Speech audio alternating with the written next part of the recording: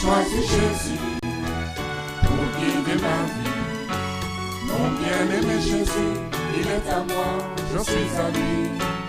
J'ai choisi Jésus pour guider ma vie. Mon bien-aimé Jésus, il est à moi, je suis à lui. J'ai choisi Jésus pour guider ma vie. Mon bien-aimé Jésus, il est à moi, je suis à lui. J'ai choisi Jésus. Merci Seigneur pour ta fidélité, pour ta grâce. Merci pour ce temps que tu nous accordes. Nous voulons recevoir ta parole avec un esprit de reconnaissance et avec humilité aussi, Seigneur. Manifeste-toi au travers de ta parole, Seigneur, de ta parole, et que cette parole puisse toucher et transformer nos cœurs au nom de Jésus. Amen. Nous lisons dans le livre de Ruth, au chapitre 1er, à partir du verset 15. Ruth, chapitre 1er. Ruth, c'est juste après les juges et juste avant 1 Samuel. Ruth, chapitre 1er, verset 15. Naomi dit à Ruth, « Voici ta belle-sœur est retournée vers son peuple et vers ses dieux. Retourne comme ta belle-sœur. » Ruth répondit, « Ne me presse pas de te laisser, de retourner loin de toi. Où tu iras, j'irai. Où tu demeureras, je demeurerai. Ton peuple sera mon peuple, et ton Dieu sera mon Dieu. Où tu mourras, je mourrai, et j'y serai enterré. Et que l'Éternel me traite dans toute sa rigueur si autre chose que la mort vient à me séparer de toi. » Naomi, la voyant décidée à aller avec elle, cessa ses instances. Elles firent ensemble le voyage jusqu'à leur arrivée à Bethléem. Et lorsqu'elles entrèrent dans Bethléem, toute la ville fut émue à cause d'elle. Et les femmes disaient, « Est-ce là Naomi ?» Elle leur dit, « Ne m'appelez pas Naomi, appelez-moi Mara, car le Tout-Puissant m'a rempli d'amertume. J'étais dans l'abondance à mon départ, et l'Éternel me ramène les mains vides. Pourquoi m'appelleriez-vous Naomi, après que l'Éternel s'est prononcé contre moi, et que le Tout-Puissant m'a affligé ?» Ainsi revinrent du pays de Moab Naomi et sa belle-fille Ruth, la Moabite. Elles arrivèrent à Bethléem au commencement de la moisson des orges.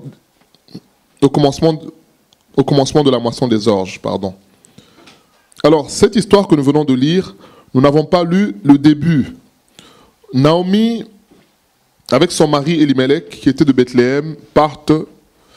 Ils entendent, parce qu'il y avait la famine à Bethléem, ils entendent qu'il y a la nourriture dans le pays de Moab. Ils décident d'aller s'installer là-bas, avec leurs deux fils, Machlon et Kiljon. Et les deux fils s'installent, se marient, et finalement on nous dit que le mari de Naomi, Elimelech, décède. Ses deux fils décèdent également. Alors Naomi se retrouve toute seule, bien sûr avec ses deux belles-sœurs, ses deux belles-filles.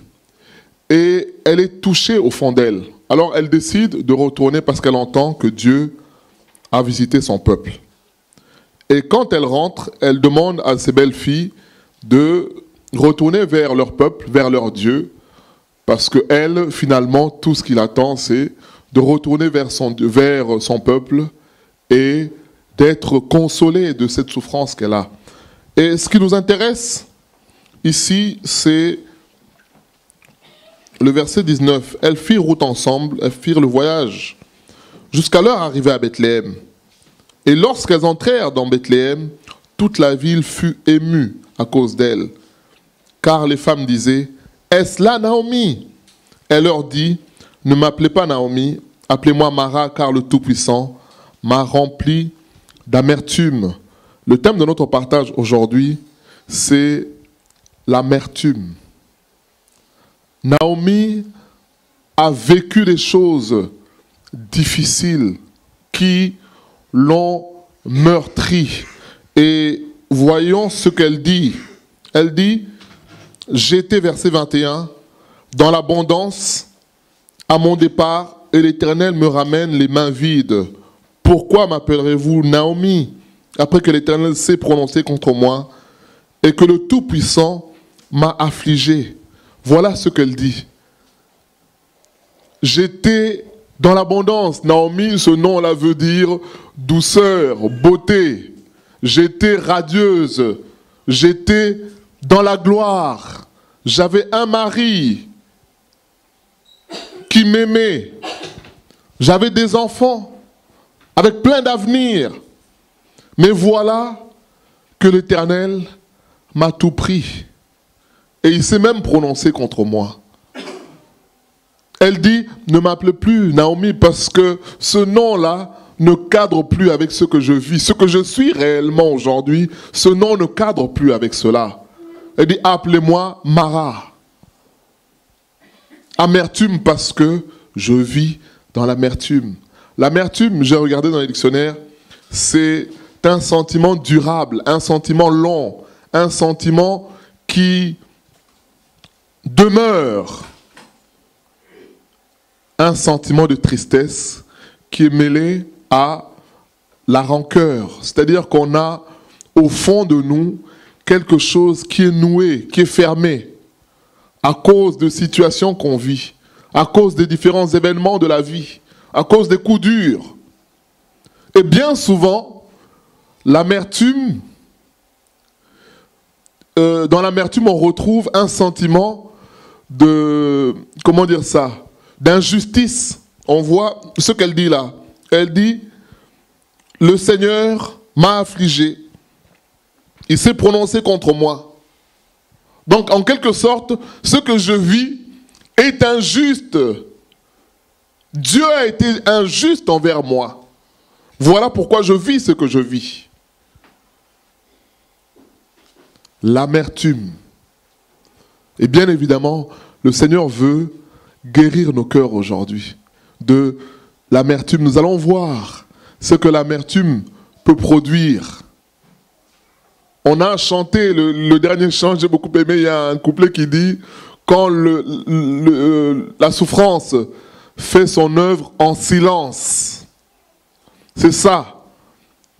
Je ne sais pas si tout le monde se souvient de ce couplet-là, ou cette phrase. On dit quand la souffrance fait son œuvre en silence. Donc, il y a quelque chose qui se produit dans le cœur, qui détruit, qui ronge.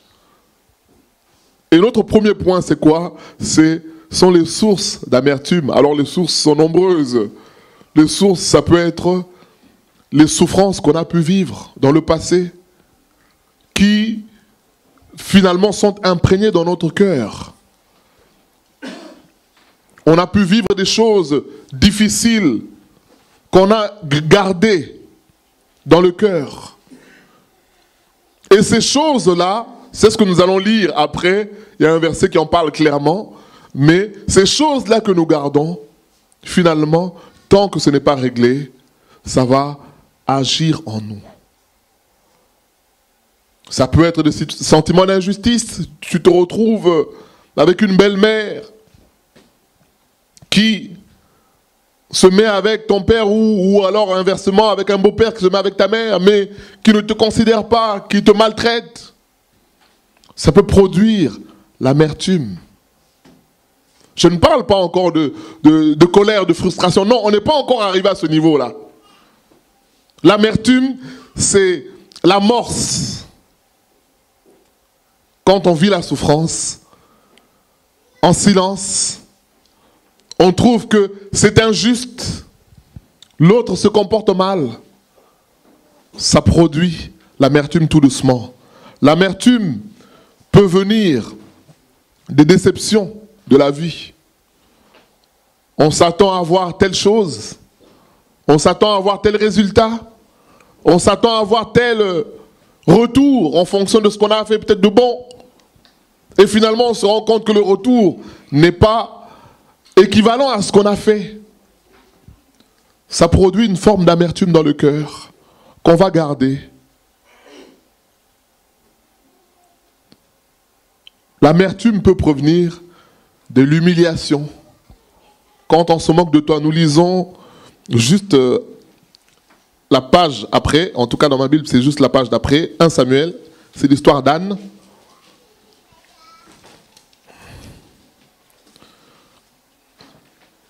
Lisons ce que la Bible nous dit avec l'histoire de Anne. On peut commencer au verset 5. Mais il donnait à Anne une portion double, car il aimait Anne, que l'Éternel avait rendue stérile. Sa rivale lui prodiguait des mortifications pour la porter à s'irriter de ce que l'Éternel l'avait rendue stérile. Et toutes les années, il en était ainsi. Chaque fois qu'Anne montait à la maison de l'Éternel, Pénina la mortifiait de la même manière. Alors, elle pleurait et ne mangeait point. Elkana, son mari, lui disait, « Anne, pourquoi pleures-tu? Ne manges-tu pas? Pourquoi ton cœur est-il si attristé? Est-ce que je ne vaux pas pour toi mieux que 10 fils ?» Anne se leva après que l'on eut mangé et bu à Silo. Le sacrificateur était assis sur un siège près de l'un des poteaux du temple de l'Éternel. Et l'amertume dans l'âme, elle pria l'Éternel et versa des pleurs. Voilà, bien-aimés, on nous dit que à chaque fois que Anne montait au temple, Pénina la mortifiait, se moquait d'elle. À force qu'on se moque de toi, à force qu'on te fasse des réflexions, en plus qu'on te fasse une réflexion sur quelque chose que tu peux changer, j'ai envie de dire, tu fais un effort. On te fait une réflexion en te disant, bon, tu es un petit peu en surcharge pondérale, tu es un peu gros. On a vu des gens qui se sont transformés. Hein. À force d'entendre ça, tu le revois 1 an après, il a pris une revanche. J'ai vu une vidéo, un jeune qui était l'objet de raillerie, 1 an après, totalement transformé. Il s'est mis à la boxe, il s'est mis au sport. Donc, c'était l'inverse. C'est ça que peut produire l'amertume qui est au fond. Mais ça, c'est quelque chose que tu peux changer. Quand on te dise, oh là là, toi, tu t'habilles toujours mal, tu vas serrer la ceinture pour changer ta garde-robe. Parce que tu peux changer ça. Mais alors, imaginez maintenant que tu n'arrives pas à enfanter. Comment tu vas changer ça? Comment tu vas changer ça? Encore, si c'est quelqu'un que tu peux éviter. Mais là, c'est l'une des femmes de ton mari. Donc, quoi qu'il arrive, là, ici, on nous dit, c'est quand elle montait au temple. Donc, on peut supposer, ça c'est moi qui le dis, qu'en dehors de ce temps-là, Anne faisait en sorte de ne pas croiser Pénina. Mais comme à un moment donné, elle aimait l'Éternel, elle devait aller faire des sacrifices, et à ce moment-là, peut-être que l'autre l'attendait, au tournant, en disant, voilà, te voilà. Elle l'a mortifiée, elle se moquait d'elle. Et qu'est-ce qu'on nous dit? À cause de ça, Anne ne mangeait plus. Elle passait son temps à pleurer. L'amertume peut venir d'une humiliation. Et parfois une humiliation constante. Qui fait qu'on perd goût à tout. Et là, en plus, c'est bien écrit que c'est Dieu qui l'avait rendu stérile. Comme j'ai dit, souvent dans l'amertume, il y a toujours le sentiment d'injustice. C'est injuste. C'est normal pour une femme d'avoir un enfant. C'est ça la logique. C'est ça qui est acceptable pour tous. Alors quand cette logique n'est pas respectée, c'est injuste. Mais quand on nous dit en plus que c'est Dieu qui l'a rendu comme ça, c'est 2 fois plus injuste. On se dit, mais c'est pas possible.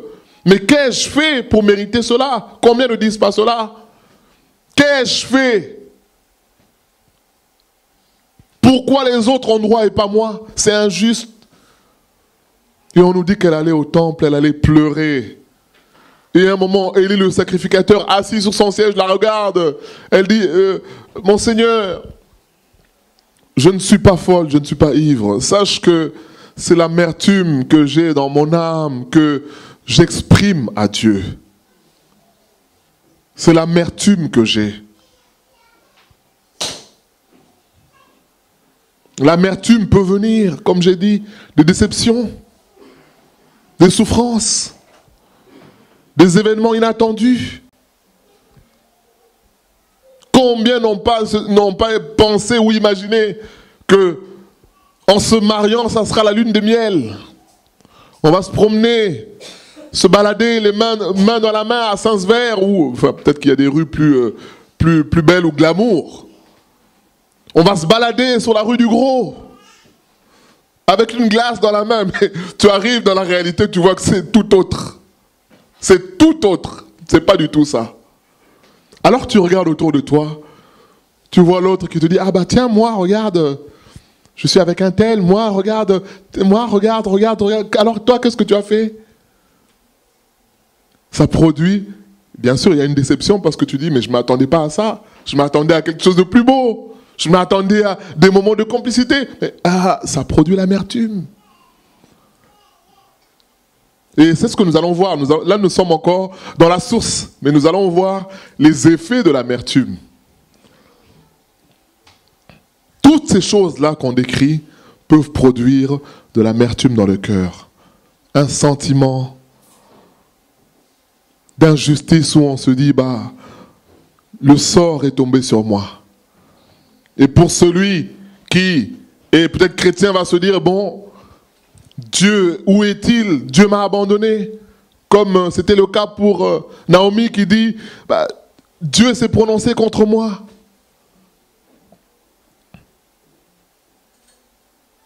L'amertume peut venir de là. Certains ont vécu peut-être des divorces. Certains enfants, je vois à mon travail, des enfants qui ont vécu cela. Ou alors, d'autres enfants encore, comme on a un cas actuellement, le papa, il est hyper procédurier. Donc, j'ai jamais vu un monsieur comme ça. Je pense que les plaintes, depuis que son fils est placé, je pense qu'il y a eu au moins 15 plaintes qu'il a déposées. Contre tel, pour ça, contre ça, contre ça, contre ça. Et entre-temps, dans l'histoire, il se déchire aussi avec la maman. Et là, dernièrement, il a fait une belle. Carrément, au sortir de l'école, à Barentin, il a envoyé sa mère prendre l'enfant. Ils ont enlevé l'enfant. Alors, vous imaginez, l'enfant ne revient pas, un enfant de 12 ans. On l'a cherché partout. On appelle la maman qui est à Paris, qui se met dans tous ses états, alerte sur Facebook, partout, à la radio, alerte, enlèvement. Et finalement, moi j'appelle le papa, mais vous voyez, quelqu'un qui est hyper procédurier, je l'appelle pour lui dire, tiens, Martin n'est pas revenu. Il me dit, bah écoutez, je sais pas, hein, moi je suis chez moi, je me suis dit, mais ça c'est bizarre. Déjà pour l'appeler, je me suis dit, là, si je l'appelle, il va porter plainte contre moi. Comme c'est moi qui travaille. Mais la réaction était bizarre. Je me suis dit, ah, là, il y a un problème, là. Comme il ne réagit pas, il n'est pas apeuré, donc il doit savoir quelque chose. Finalement, il s'avère que c'est lui qui a organisé tout ça pour les fêtes. Comme il n'avait pas de droit, il a organisé ça il a enlevé l'enfant. Mais en discutant avec l'enfant, l'enfant s'est effondré. Finalement, il a dit, oui, mais j'ai organisé ça avec mon père parce que j'en ai marre de voir papa, maman se déchirer en plus, vu la situation. Moi, je ne veux pas passer Noël ici au foyer sur l'unité. Alors j'ai préféré partir. Mais on voit l'amertume. Et finalement, après ça, il ne voulait plus parler ni à son père, ni à sa mère. Un enfant de 12 ans. Vous voyez ce que l'amertume peut produire. Il y a des gens qui ont vécu le racisme.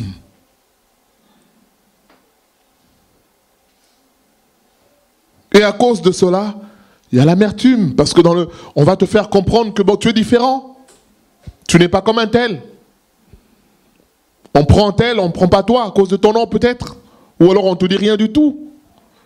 Et tout ça, ça produit l'amertume. Lisons ce que nous dit Hébreux. C'est un passage important, bien-aimé.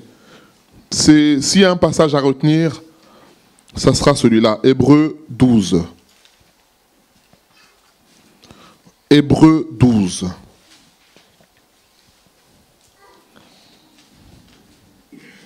verset 15. Hébreux 12, verset 15. Veillez à ce que nul ne se prive de la grâce de Dieu, à ce qu'aucune racine d'amertume poussant des rejetons ne produise du trouble, et que plusieurs n'en soient infectés. Je reprends. Veillez à ce que nul ne se prive de la grâce de Dieu, à ce qu'aucune racine d'amertume poussant des rejetons, ou alors dans l'autre version, c'est des racines, ne produisent du trouble, et que plusieurs n'en soient affectés. Alors, qu'est-ce que l'apôtre dit ici? Il dit que quand l'amertume arrive, qu'est-ce qu'elle fait? Ben, elle produit des racines. Elle produit, vous savez, des racines, un arbre. Quand on voit l'arbre, on ne voit pas les racines, parce que les racines sont cachées. Mais ce qui supporte et qui soutient l'arbre, c'est quoi? Ce sont les racines qui sont invisibles. Parfois, on peut voir un arbre, peut-être un arbre de 2 mètres, mais les racines qui sont en bas font peut-être 5 mètres. Donc, il faut s'accrocher pour déraciner l'arbre. Et ici, on nous dit que l'amertume, quand elle vient, on doit veiller à ce que cette amertume-là ne produise pas de rejetons, des racines. Parce que les racines, en sortant, qu'est-ce que ça va faire? Ça va causer des troubles. Parce que, comme on a dit, l'amertume, c'est un sentiment durable, de tristesse et de rancœur. C'est quelque chose qui dure. Et plus ça dure, bah plus c'est difficile de déloger. Mais on nous dit ici que ces racines-là, cette amertume produit des racines. Et c'est comme ça que fonctionne l'amertume, bien-aimé. Ça vient et tout doucement, ça se déploie. Ça se déploie. Ça se déploie. Et plus ça se déploie, plus qu'est-ce qui se passe? Eh ben, on n'est plus lucide dans notre fonctionnement, dans notre jugement.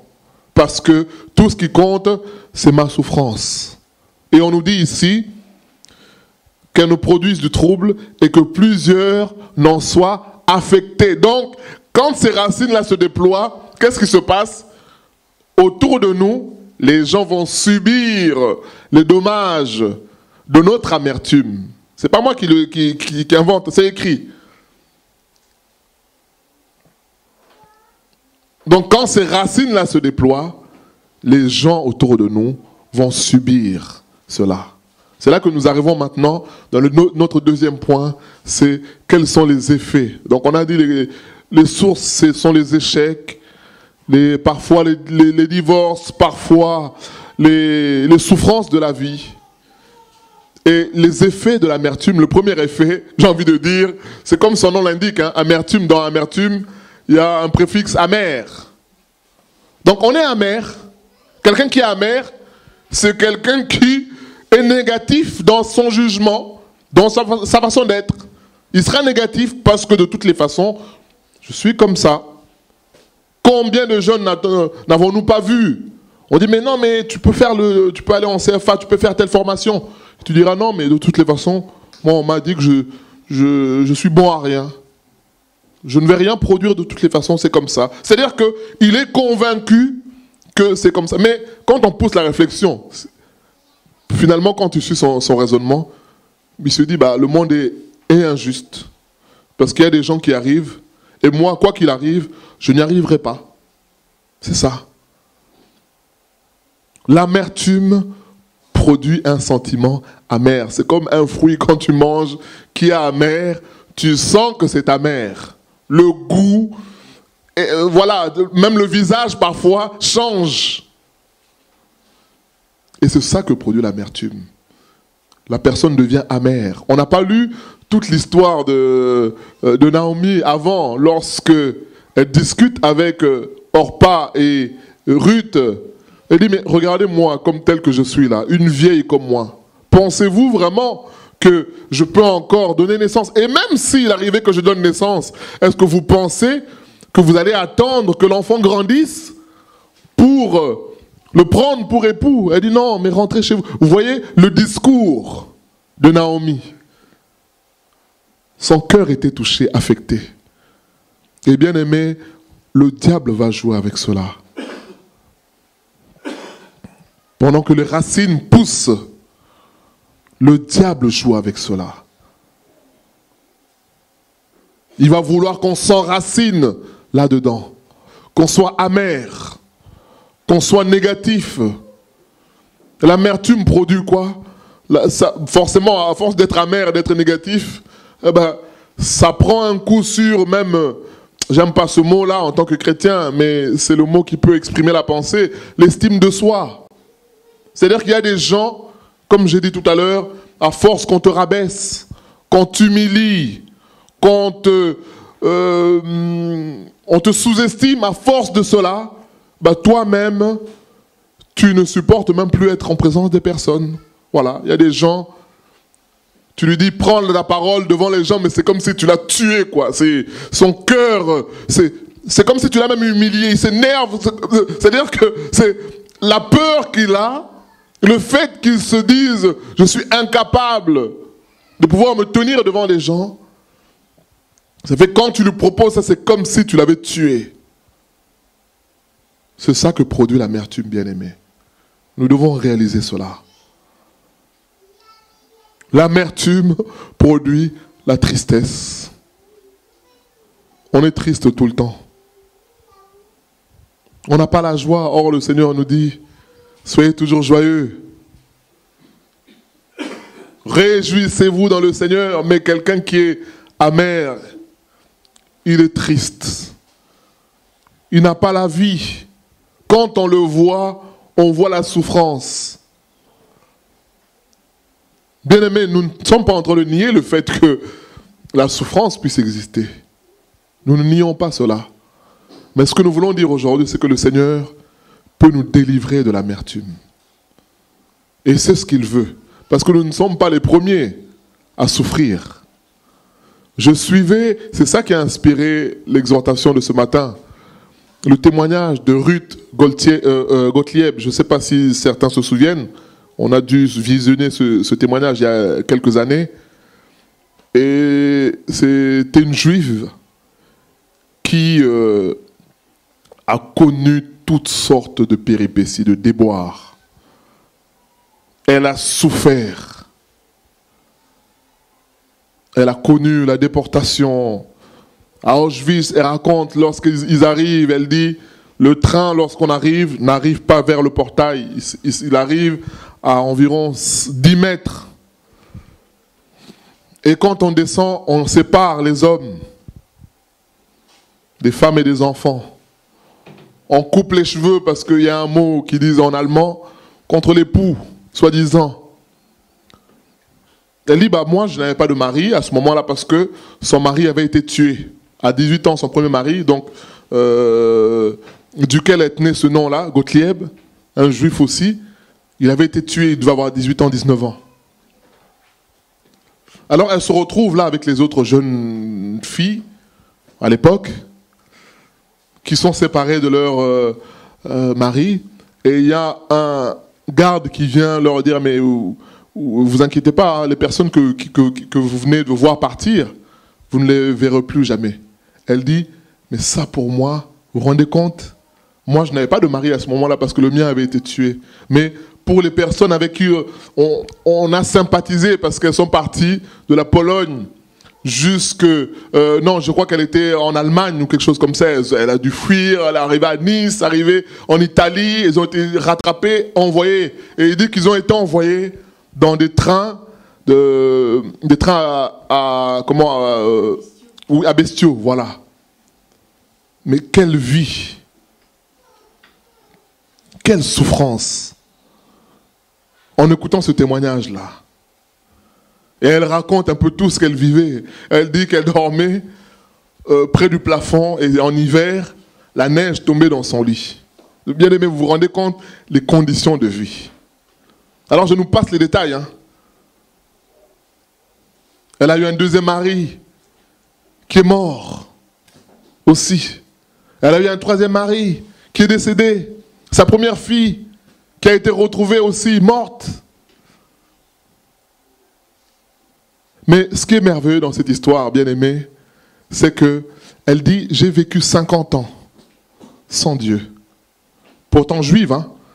Dans la culture juive, quand elle était jeune, elle allait à l'école, il y avait une culture quand même de la Bible, l'étude de la Torah, de toutes ces choses-là. Mais elle dit, j'ai vécu toutes ces souffrances sans Dieu. Elle dit à 2 reprises, elle s'est retrouvée devant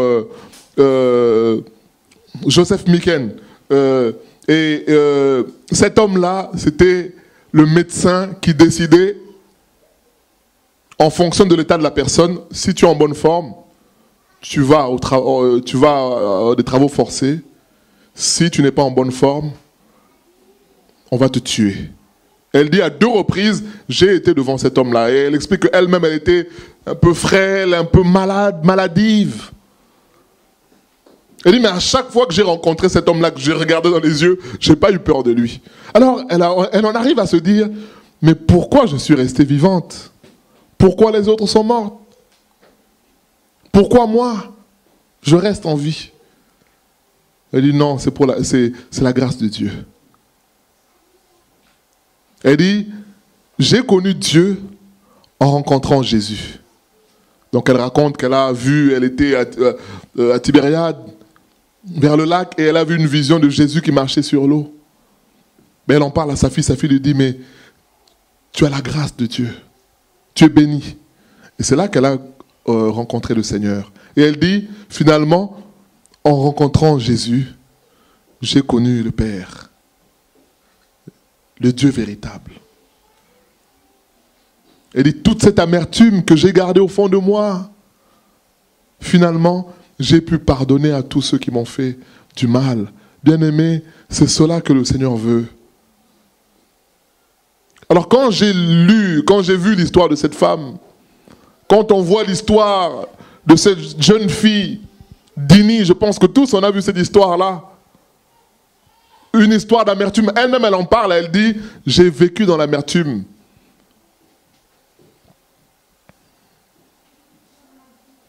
Alors qu'elle jouait avec son père décède d'un arrêt cardiaque. Et elle se retrouve avec sa mère. Et après le décès de son père, elle se rend compte que son père n'avait pas que sa mère comme femme. Il avait sa tante aussi, comme maîtresse. Et qui allait aussi donner naissance. Elle dit, j'ai vécu avec tout ça. Et avec mes oncles qui étaient méchants, qui se moquaient de leur père, de son père défunt, qui se moquaient de sa mère. Elle dit, toutes ces choses-là ont produit de l'amertume au fond d'elle. Elle était amère. Elle était fermée. Et finalement, Dini rencontre Jésus. Et elle arrive à pardonner à tous ceux qui lui ont fait du mal. Et elle-même, puisque elle ne se sentait pas bien, elle était méchante, mauvaise, elle maltraitait le fils de sa tante, qui est son demi-frère aussi. Elle le maltraitait. Elle ne voulait pas jouer avec. Et lorsqu'elle a rencontré Jésus, Dini va voir la tante pour dire, ma tante, je vous demande pardon. Elle dit à son demi-frère, je te demande pardon parce que j'ai été amère, j'avais l'amertume au fond de moi. Et c'est ça qui m'a poussé à me comporter de cette manière-là. C'est ce que nous voulons dire, bien-aimés. L'amertume produit des racines. Et ces racines-là peuvent faire du mal. Une des racines de l'amertume, c'est quoi? C'est qu'on devient insensible à la parole de Dieu. On devient insensible à la puissance de Dieu. Parce que, vous savez, on souffre tellement qu'on se dit, eh ben, même Dieu ne peut rien pour moi. Lisons Genèse. Genèse au chapitre 45. Genèse 45. Bien-aimé, le but de notre exhortation aujourd'hui, c'est nous dire, toi qui souffres en silence, confie-toi au Seigneur. Ne garde pas la souffrance pour toi. Le Seigneur lui-même nous dit dans 1 Pierre 5, 7, il dit, déchargez-vous sur lui de tous vos fardeaux, déchargeons-nous sur lui de tous nos fardeaux, car lui-même prend soin de nous. Nous lisons Genèse 45, verset 25. Ils montèrent de l'Égypte et ils arrivèrent dans le pays de Canaan, auprès de Jacob leur père. Ils lui dirent, Joseph vit encore, et même c'est lui qui gouverne tout le pays d'Égypte. Mais le cœur de Jacob resta froid, parce qu'il ne les croyait pas. Ils lui rapportèrent toutes les paroles que Joseph leur avait dites. Il vit les chars que Joseph avait envoyés pour le transporter. C'est alors que l'esprit de Jacob, leur père, se ranima. Et Israël dit, c'est assez, Joseph mon fils vit encore, j'irai et je le verrai avant que je meure. Alors, c'est un texte que j'aime beaucoup. On nous dit, lorsque les frères de Joseph reviennent d'Égypte, ils viennent voir leur père pour dire, notre père, regarde, Joseph vit. Mais non seulement il vit, c'est lui qui gouverne l'Égypte. On regarde la preuve. Qu'est-ce qu'on nous dit? On nous dit que le Jacob resta froid. Vous savez, vous venez apporter une bonne nouvelle, annoncer une bonne nouvelle à quelqu'un. Mais cette personne-là souffre tellement que la bonne nouvelle n'en est pas une, parce que lui n'est pas du tout là. La personne est là, froide. Et c'était ça l'état de Joseph. Alors je méditais, de Jacob, pardon, je méditais là-dessus, en disant, mais qu'est-ce qu'a pu faire Jacob? C'est Jacob, c'est Israël. C'est pas n'importe qui. Mais qu'est-ce qui a fait que Jacob soit froid comme ça? Bien aimé, c'est la souffrance. Vous savez, Jacob aimait Dieu. Jacob était attaché au projet de Dieu. Et Jacob savait que Joseph était attaché à Dieu autant que lui. Ce qui fait que, pour Jacob, logiquement, l'héritage spirituel passerait par Joseph. Jacob était conscient de cela. Alors vous vous imaginez, avec tout cet espoir qu'il avait mis en Joseph, on vient te dire que Joseph est mort. Alors, Jacob a ruminé ça pendant des années. Des années. Encore qu'on te dise que la personne est décédée, mais que tu vois encore le corps pour vraiment dire, bon allez, c'est bon, je confirme. Mais là, il n'avait rien de cela. Donc, c'est-à-dire que pour finalement passer à autre chose, Jacob a dû mettre un trait sur son fils Joseph. Malgré lui. Mais voilà que des gens viennent, ses enfants viennent lui dire, mon père, notre père, Joseph vit. Il est resté de marbre. Il n'a pas cru à ce qu'on lui disait. Il est resté froid parce que il a déjà tellement souffert que d'accepter encore de se réjouir comme ça, une fausse nouvelle, ça va encore le faire souffrir. Alors Jacob est resté froid. C'est ce qu'on nous dit là. Et c'est Dieu qui a dû le ranimer. L'esprit de Jacob, on dit, c'est alors que l'esprit de Jacob, leur père, se ranima. Donc, c'est comme si Dieu est venu pour secouer Jacob, pour lui dire, c'est vrai, ton fils vit. Bien aimé, c'est cela. L'amertume. Jacob a vécu toutes ces années. Vous savez, je me mets à la place de Jacob, avec des incompréhensions, avec des pourquoi. Seigneur, mais pourquoi? Pourquoi Joseph? Pourquoi dans ces conditions? Pourquoi il a été dévoré par un lion? Parce que c'est la version qu'on lui avait apportée. Pourquoi il a été tué?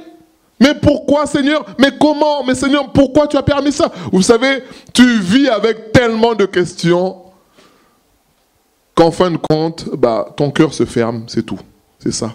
Et bien aimé, beaucoup de chrétiens sont dans cette situation-là. On vit des situations qu'on ne comprend pas. On vit des événements pour lesquels on n'a pas de réponse. On n'a que des questions. Alors, comme on n'a pas de réponse en retour, on se dit, bon, voilà, On accepte ça comme une sorte de résignation, de fatalité. Mais on n'a pas accepté réellement parce que le cœur s'est fermé. C'est ça qui arrive. Et beaucoup sont comme ça. Quand on va te dire non, bien-aimé, le Seigneur peut agir, le Seigneur peut te délivrer, le Seigneur peut se manifester. Bien-aimé, ça reste des paroles, tu ne crois plus. Parce que, comme Jacob, le cœur est resté froid.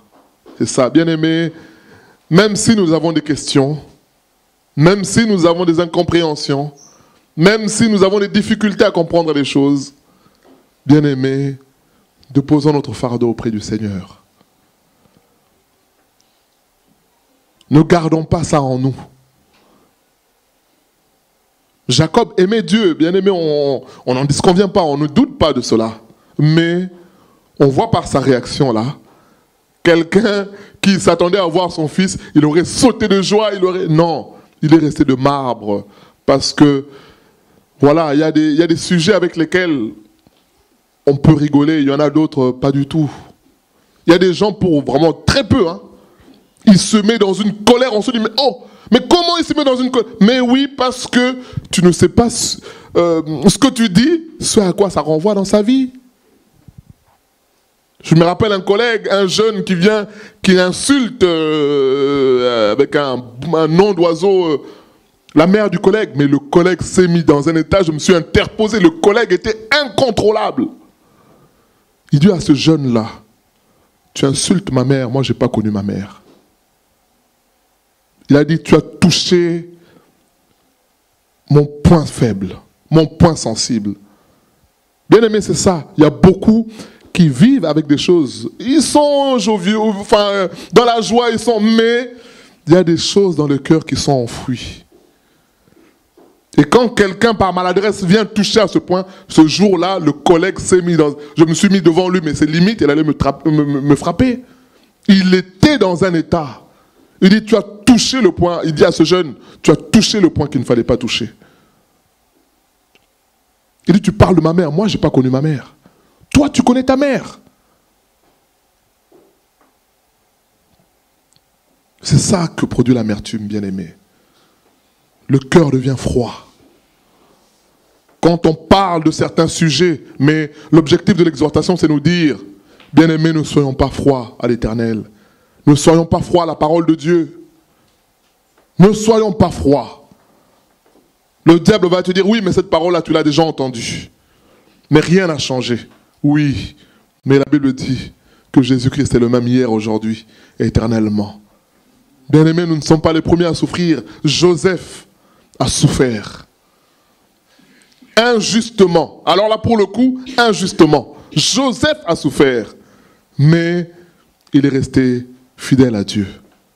David a souffert. Il est resté fidèle à Dieu. Les apôtres ont souffert. Ruth, dont je parlais dans le témoignage, elle a souffert, mais sa souffrance ne l'a pas éloignée de Dieu. Au contraire, sa souffrance l'a amenée à rencontrer Jésus-Christ, le Messie d'Israël. Elle dit, si j'avais encore la force, elle s'est fait baptiser à 70 ans. Elle dit, si j'avais encore de la force, j'irais distribuer les tracts avec Juifs pour Jésus. Elle dit, je suis tellement faible. Elle dit, j'aurais voulu le rencontrer avant, mais les 50 ans de souffrance que j'ai pu vivre dans ma vie ont servi pour que je puisse rencontrer le Sauveur. Bien-aimé, c'est cela. Et le Seigneur veut nous délivrer. On dit, Jacob est resté froid, le cœur s'est fermé. Les effets de l'amertume, c'est quoi? C'est la frustration. Ça, je veux dire, c'est le maximum. C'est la frustration, c'est la colère. L'effet maximum de l'amertume, c'est la colère. Et la colère, ça produit quoi? Ça produit la destruction, comme il est écrit dans Proverbe 14. Que celui qui se met en colère, il agit comme un insensé. On nous dit dans Ephésiens 4, 26, ne te couche pas sous la colère, parce qu'en faisant ainsi, tu ouvres la porte au diable. Mais cette colère-là vient comment? Par l'amertume qui pousse, qui donne des racines, qui donne différentes racines avec tous les noms. Hein. le fait d'être toujours dans les critiques. Il y a des gens qui sont constamment en train de se plaindre. En train de se plaindre, ah tel a fait ci, ah tel a fait ça, ah tel a fait ci. Parfois même c'est toujours la même personne. Donc quoi que la personne fasse, toi comme ton cœur est déjà fermé, ben, tu ne verras que le mauvais dans la personne. Quoi qu'elle fasse, bien-aimé, reconnaissons là qu'il y a de l'amertume dans notre cœur.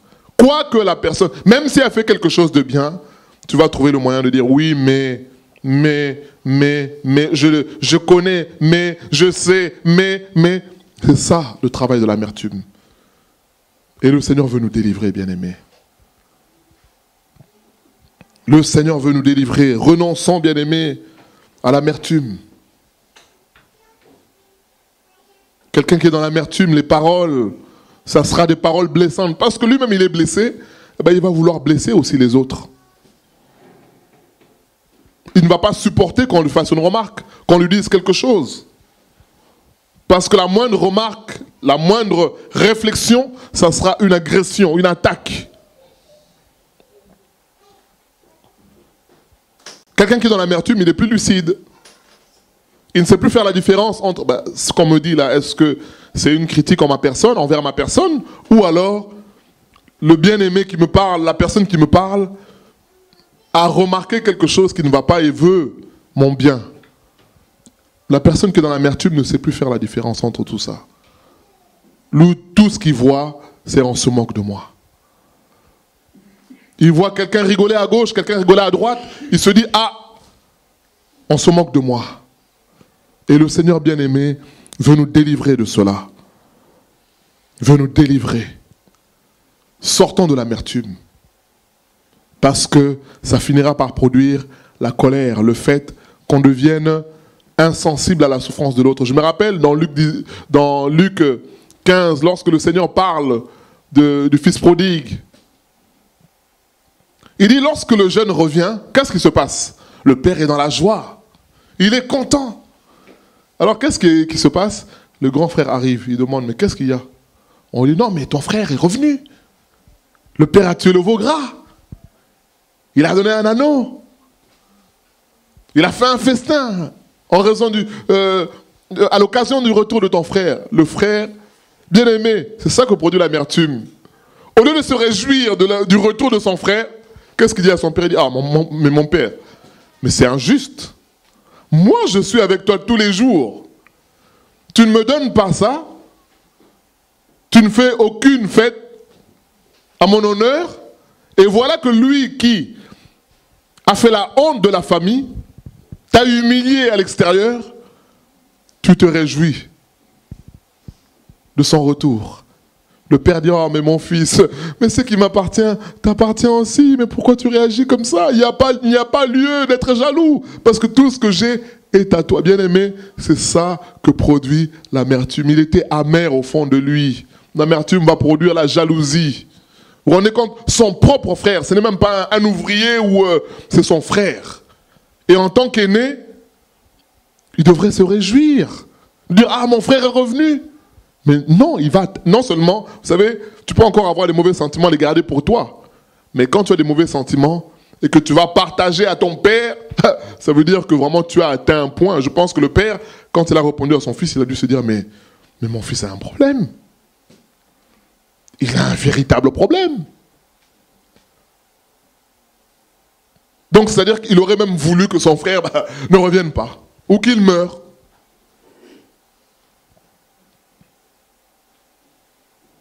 Et il s'exprime, on voit qu'au fond de lui, il y a de la rancœur, il y a de la colère.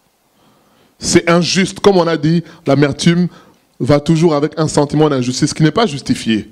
Mais c'est nous qui estimons que c'est injuste. Comme Naomi, ça a été le cas pour Naomi en disant, Dieu m'a affligé. Il y a ce sentiment-là d'injustice. Mais le Seigneur veut nous délivrer, bien-aimés, de l'amertume. Le Seigneur veut agir. Le Seigneur veut se manifester. Alors que faire? Troisième point, bien-aimés. notre premier point, dans le troisième, c'est nous dire que Dieu ne se trompe pas. Dieu a toujours raison, bien-aimé. Dieu a toujours raison. Tout ce que tu vis, tout ce que tu as traversé, tout ce que tu as connu, bien-aimé, Dieu utilise ça pour accomplir son plan. C'est cela. Joseph l'a compris. Il dit à ses frères, non, n'ayez pas crainte. Les souffrances que vous m'avez infligées, Dieu, le mal que vous m'avez fait, Dieu l'a utilisé pour le transformer en bien et vous bénir aussi en retour. C'est cela, bien-aimé. Quelquefois, nous pouvons avoir des griefs, quelquefois, nous pouvons avoir le cœur serré contre Dieu, même si on ne le dit pas, on est chrétien, bien évidemment. Qui va le dire? Personne ne va le dire. Personne ne va dire ça. Personne ne va dire que j'ai un problème contre Dieu. Mais parfois, par des attitudes, on peut voir que là, en réalité, ce n'est pas contre les humains que la personne en a, mais c'est après Dieu. Dieu ne se trompe pas, bien-aimé. Quels que soient les événements, quelles que soient les circonstances, quel que soit le film de ta vie, quand tu regardes, tu dis, mais je n'ai pas grandi avec mon père, je n'ai pas grandi avec ma mère, je n'ai pas connu ceci, je n'ai pas connu cela, j'ai été séparé de ma famille. Toutes ces choses-là, Dieu les utilise, ou les a utilisées pour que tu le rencontres. Que tu rencontres Jésus-Christ. C'est ça le but de Dieu. Voilà pourquoi la Bible dit que toute chose concourt pour le bien de ceux qui aiment Dieu. C'est ça. C'est là que ce verset-là prend son véritable sens. Tout ce que nous pouvons vivre est sous le contrôle de Dieu. Alors, conséquence, repentance. Je me repens. Je dis, Seigneur, pardonne-moi parce que j'ai mal compris les choses. Seigneur, pardonne-moi parce que j'ai été juge et parti. Ça ne marche pas. Tu ne peux pas être juge et parti dans une affaire. Ça ne marche pas. Tu auras forcément un parti pris. Alors, ayons l'humilité de dire, Seigneur, pardonne-moi, Seigneur. Parce que peut-être que, comme Jacob, mon cœur s'est fermé. Vous savez, il y a des chrétiens aujourd'hui, quand tu viens lui parler de la Bible, enfin, des chrétiens, ou des chrétiens autrefois, tu lui parles de la Bible, mais c'est comme si c'est comme s'il avait été poignardé. Il ne veut pas entendre parler de la Bible. Il ne veut pas entendre parler de ça. C'est comme si c'est Dieu qui était à l'origine de toutes ces souffrances. Alors quand on le ramène à la Bible pour dire, mais regarde, il est écrit, non, il ne veut pas cela. Bien-aimés, repentons-nous, bien-aimés. Croyons en l'Éternel. Croyons en Jésus. Humilions-nous devant le Seigneur et disons, Seigneur, je me suis trompé, Seigneur. Je me suis trompé. Je pensais avoir compris, je pensais avoir maîtrisé, mais les échecs, tout ce que j'ai pu vivre, me rappelle que j'ai quelque chose dans mon cœur. Alors Seigneur, je veux en être délivré. Et le Seigneur va agir. Que faire? C'est pardonner, bien-aimés. Pardonnons autour de nous, comme Ruth, le témoignage qu'on a donné à cette femme juive. Pardonnons à ceux qui sont autour de nous. On a dit dans Hébreux 12 que lorsque l'amertume arrive, elle produit des rejetons, des racines. Ces racines causent des troubles et finalement vont agir sur tous ceux qui sont autour de nous. Alors on doit pardonner, bien-aimés. Ayons des bonnes dispositions. Voulons-nous que le Seigneur agisse? Il peut agir et il veut agir. Mais quand il vient pour agir et qu'il voit que dans le cœur, tu refuses de pardonner, tu as encore de la colère, comme il est écrit dans Marc 11, 24, 25 et 26. Si vous ne pardonnez pas, Matthieu 6, 14, si vous ne pardonnez pas, alors votre Père ne vous pardonnera pas non plus vos offenses. Parce que le pardon, c'est le système de Dieu. Et souvent, nous, on veut des garanties pour pardonner. On veut que la personne change pour pouvoir pardonner. On veut que la personne nous donne des gages pour pardonner. Non. Non. Dieu nous a pardonné en Jésus, il n'a pas demandé de garantie. C'est ce que nous chantons. Tu n'as pas exigé de garantie. Il n'a pas exigé cela. Il a donné Jésus par amour. Alors le tort que tu estimes que les gens ont pu te faire, considère, comme Jésus a dit, Père, pardonne-leur car ils ne savent pas ce qu'ils font.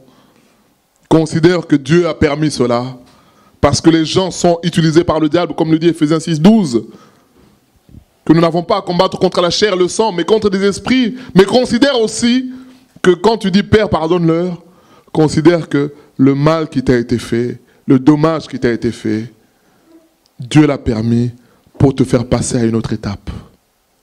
C'est cela.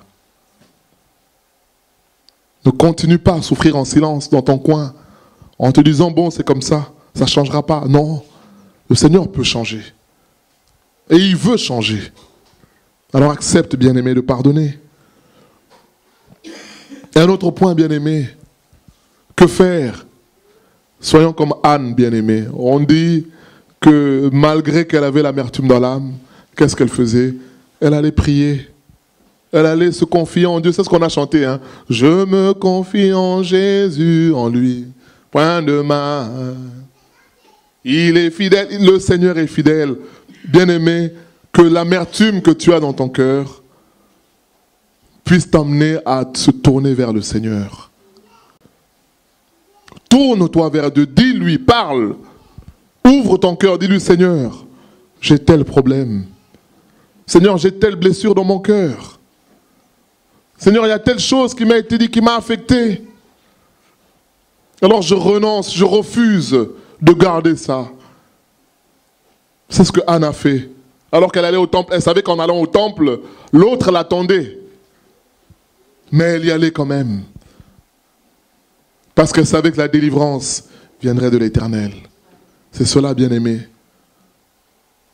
Parle à Dieu. Quel est ton problème? Dis-lui. Il y a beaucoup de versets qui nous disent cela. Faisons cela, bien-aimés. Matthieu 11, 28. Venez à moi, vous tous qui êtes chargés, qui êtes fatigués, qui portez des lourds fardeaux, comme ça a été le cas pour Dini, comme ça a été le cas pour Ruth. Venons au Seigneur, ne gardons pas l'amertume, bien-aimés. Disons, Seigneur, le poids que je porte est lourd.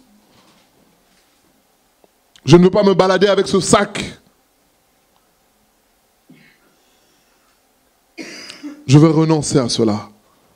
Et le verset qu'on a donné tout à l'heure, 1 Pierre 5, 7, déchargez-vous sur lui de tous vos fardeaux, car lui-même prend soin de vous. Mais quelle promesse formidable! Quelle belle promesse! Bien-aimé, le Seigneur veut nous libérer. Jésus-Christ est le même, il n'a pas changé. Alors croyons en cela. Refusons l'amertume. Refusons que celle-ci produise des racines. Parce qu'un jour ou l'autre, ces racines vont nous détruire. Ça va créer des troubles, comme la Bible dit.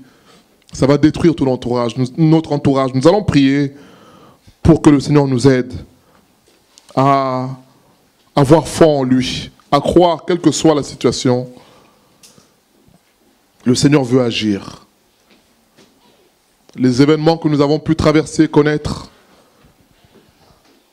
Dieu l'a permis parce qu'il a ses objectifs. Job n'a pas péché. Job, on dit qu'il était intègre.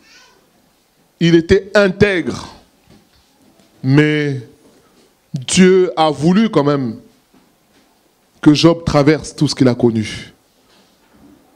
Et finalement, Job, au 42, verset 2, il dit « Je reconnais que rien n'est impossible à Dieu. » C'est ce que nous chantons. « Je reconnais que tu peux tout et que rien ne t'est impossible.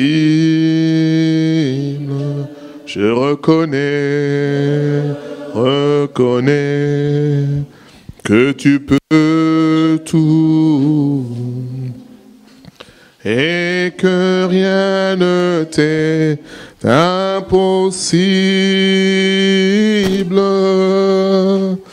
Seigneur, fais-moi voir ta gloire. Seigneur, fais-moi voir ta gloire. Seigneur, fais-moi voir ta gloire. Seigneur, fais-moi voir ta gloire. Je reconnais que tu peux tout et que rien ne t'est impossible. Je reconnais que tu peux tout et que rien ne t'est impossible. Seigneur, fais-moi voir ta gloire. Seigneur, fais-moi voir ta gloire. Seigneur, fais-moi voir ta gloire. Seigneur, fais-moi voir ta gloire. Ta gloire, Seigneur. Seigneur, fais-moi voir ta gloire. Ta gloire, Seigneur. Seigneur, fais-moi voir ta gloire. Ta gloire, Seigneur. Seigneur, fais-moi voir ta gloire. Seigneur, nous voulons voir ta gloire, Seigneur. Tu dis que si quelqu'un est en Christ, il est une nouvelle créature. Les choses anciennes sont passées, tout est devenu nouveau. Il est écrit, Seigneur, dans Hébreux 13:8, Jésus-Christ est le même hier, aujourd'hui, éternellement. Seigneur, nous voulons voir ta gloire dans nos vies, Seigneur. Seigneur, guéris-nous. Tu as dit dans Luc 4:18, l'Esprit du Seigneur est sur moi. Il m'a oint pour délivrer, libérer les captifs, pour guérir ceux qui ont les cœurs meurtris. Seigneur, nous prions, Seigneur, pour que tu délivres nos cœurs. Tu vois l'amertume que nous avons dans nos cœurs. Tu vois, Seigneur, toutes ces choses que nous ruminons en silence. Tu vois toutes les souffrances, Seigneur, que nous vivons, Seigneur, en silence, Seigneur. Seigneur, nous venons, Seigneur, prier pour que tu nous délivres, afin de connaître ta vie, afin de connaître ta joie, afin de connaître ta paix, Seigneur. Manifeste-toi, Seigneur. Nous refusons, Seigneur, de garder ces racines, Seigneur, d'amertume dans nos cœurs. Nous refusons, Seigneur, d'entretenir, Seigneur, ces rejetons, Seigneur. Seigneur, agis dans nos cœurs, Seigneur. Délivre-nous, Seigneur. Toi qui es le Dieu Tout-Puissant. Merci pour ta parole. Merci pour ton esprit qui agit. À toi la gloire au nom de Jésus. Amen. Que le Seigneur nous bénisse. Je passe la parole aux annonces.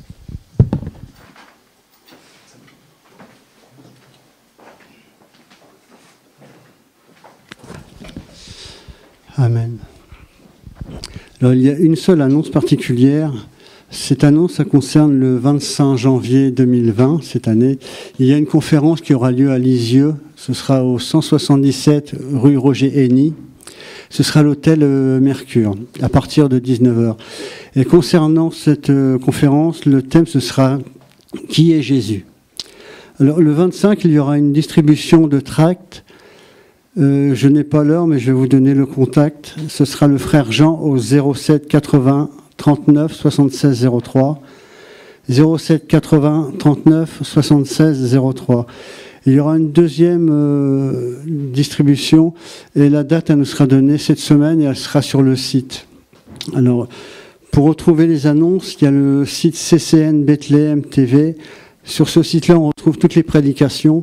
Et l'autre site, c'est ccnbethlehem.com sur la rubrique live. Là, on a les directs et on a tout ce qui concerne l'Assemblée. Que le nom du Seigneur soit béni. On va se lever pour remettre tous ces moments entre les mains du Seigneur.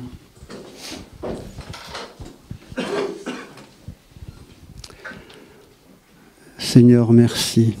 Merci Seigneur Jésus pour cette matinée, Seigneur Jésus. Merci pour ta présence en nous, Seigneur Jésus. C'est vrai, Seigneur Jésus, que sans toi, Seigneur Jésus, nous ne sommes rien, Seigneur Jésus. C'est toi qui nous conduis par ton esprit, Seigneur Jésus. Et ce matin, je veux encore te dire merci pour ce message, Seigneur. Merci, Seigneur Jésus, parce que ce message, Seigneur Jésus, a touché mon cœur, Seigneur Jésus. Et que toute l'amertume qui était en moi, Seigneur Jésus, que tu le transformes en amour, Seigneur. Merci Seigneur Jésus vraiment de bénir le bien-aimé qui nous a apporté ce message, Seigneur Jésus. Merci parce que tu te sers, Seigneur Jésus, de la bouche, Seigneur Jésus, de qui tu veux. Et ce matin, Seigneur Jésus, en ton nom, je les bénis, Seigneur Jésus. Merci Seigneur Jésus, vraiment, tu prends le contrôle de cette journée, Seigneur Jésus. Je veux te prier, Seigneur Jésus, afin que tu bénisses, Seigneur Jésus, cette maison qui nous reçoit, Seigneur. Tu bénis les bien-aimés qui ouvrent leurs portes, Seigneur Jésus, pour ton œuvre, Seigneur Jésus. Merci vraiment de pourvoir, Seigneur Jésus, à leurs besoins chaque jour, Seigneur. Je viens aussi te prier, Seigneur Jésus, pour la communion fraternelle que nous allons avoir ce midi, Seigneur. Tu bénis, Seigneur Jésus, les mains qui ont préparé le repas, Seigneur Jésus. Sois béni, sois loué aussi, Seigneur Jésus, pour les bien-aimés qui vont, Seigneur Jésus, aller à Paris cet après-midi, Seigneur Jésus. Tu as ta main sur leur véhicule, Seigneur Jésus. Tu dis que tu gardes le départ et le retour, aujourd'hui et à jamais. Merci, Seigneur Jésus, vraiment, qu'au travers, Seigneur Jésus, cet après-midi, tu parles encore, Seigneur Jésus, à nos bien-aimés de Paris. Je viens te déposer aussi tous nos bien-aimés qui sont encore en mission en Guyane, Seigneur. Merci vraiment de continuer l'œuvre que tu as commencée, Seigneur Jésus. Et qu'au travers de cette mission, Seigneur Jésus, des âmes, Seigneur, soient sauvées. Sois béni, sois loué, Seigneur Jésus. Je loue, je bénis ton saint nom pour le reste de cette semaine, Seigneur Jésus. Vraiment que tu conduises cette semaine, Seigneur Jésus, que tout ce que nous allons faire, que tout ce que nous allons entreprendre cette semaine, Seigneur Jésus, soit sous la conduite de ton Saint-Esprit, Seigneur. Sois loué, sois béni, Seigneur Jésus, pour ce que tu vas encore faire. Dans le beau nom de Jésus, ainsi nous t'avons prié, Seigneur. Amen.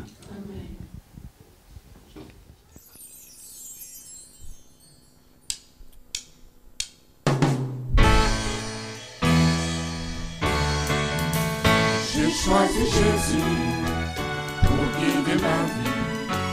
Mon bien-aimé Jésus, il est à moi, je suis à lui. J'ai choisi Jésus pour guider ma vie.